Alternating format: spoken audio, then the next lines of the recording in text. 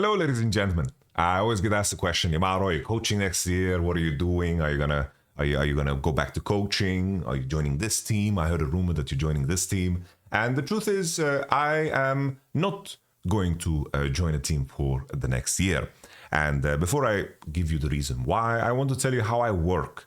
When I join I join a team with the intention of staying there for the rest of my life.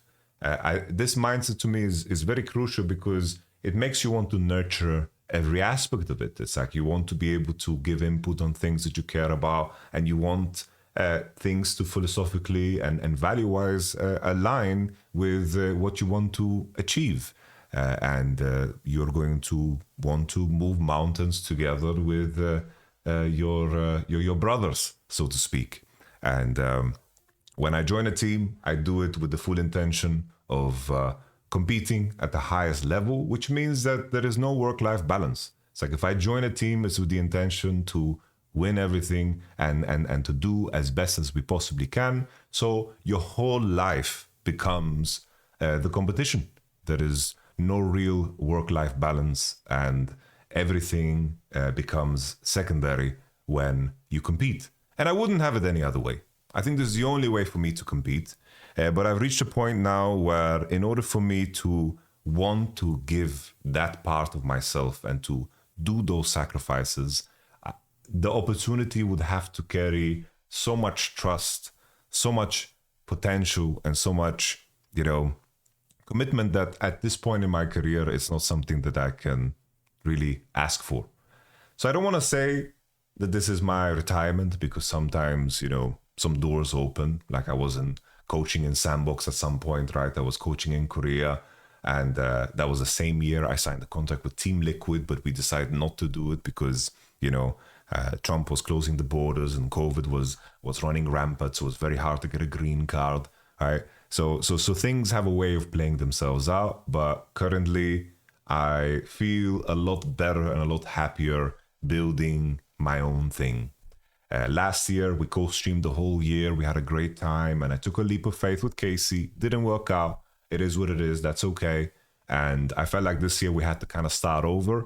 I am very fortunate that I could see the same homies, the same names that were here with me the last year and in previous years still coming back to the stream. So that made things feel a lot better, of course. But I feel like with the effort that you pour into the channel and the effort I pour into YouTube and into the content, it feels like I'm building my floor. I'm not standing on somebody else's rug. The same thing with the podcasts, the sack down and all that business feels fantastic because it feels like it's our own. And whether that opportunity, that once in a lifetime opportunity comes across the table at some point, maybe it does, maybe it doesn't. And I would be okay with that. I am very fortunate that I get to still work with League of Legends, and I get to play the game, work with the game, watch the game, enjoy the game. I am incredibly fortunate that I get the co-streaming opportunities, and I know so many great personalities in the scene, and that I carry so much of the experience that I've shared with such a big part of the entire LEC ecosystem that I feel eternally grateful. And I mentioned before, coaching, I love it more than anything. So my hope and my intention, right? If people ask me the question, it's like, what would bring you back to coaching? It would either be like a project that I know is going to like win 100% and I join it and that's it, which probably won't happen, or like a new, very, very exciting experience in the sense of working like in the LCK or LPL would be the way. But I understand that is a little bit far-fetched, and I am okay with that. I'm okay with that.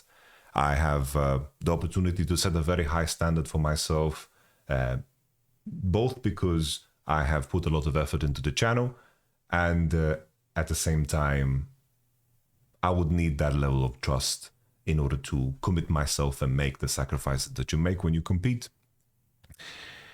Moving forward, I am looking to basically consult teams that are competing at the highest level. I think that there is a great benefit to giving a fresh perspective with a lot of experience and knowledge in terms of your inner workings recognizing waste and increasing efficiency and solving problems for teams on a short-term basis. This is something that I'm going to push out next year for sure. I am looking into ideas of taking over ownership for ERL teams and so forth, because it comes back to the same idea, you know, when you want to build something of your own and really, you know, push your ideas and your knowledge forward in the way that you believe is right.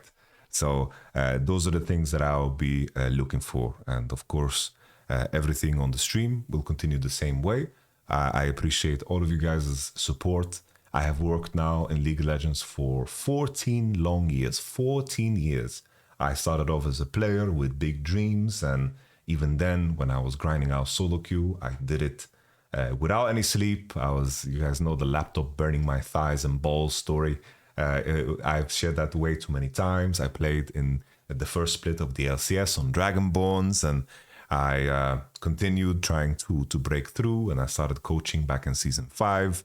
And I have, you know, just carried on ever since.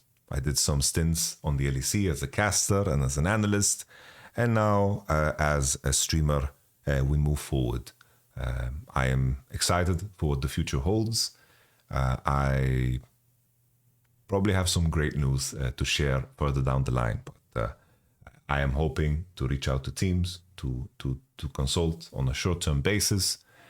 They know, of course, based on my reputation in the scene, that it would be very discreet and very, very elegant, because obviously that was something that I also hoped sometimes that you had, because sometimes some problems are staring you right in the eye, and having, you know, a fresh perspective on someone that can push you in the right direction, to give clarity to ownership in the team in terms of how things are done, and if there is, you know, obvious waste that is occurring, because this will really, really stimulate the side of me that actively still loves coaching. So I still think I have a lot to give, and I think that there is a perfect balance that I hopefully can achieve.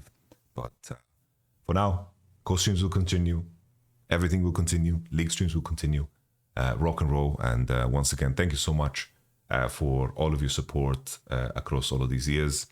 It is kind of a retirement video, but at the same time not. Like I feel like retirement is such a weird thing, you know. It's just, there's too many moving variables to truly know what the future will hold. So I don't want to say I retired just yet. It doesn't make sense. So thank you so much for watching. Catch me on the streams as per usual. Thank you. Bye bye.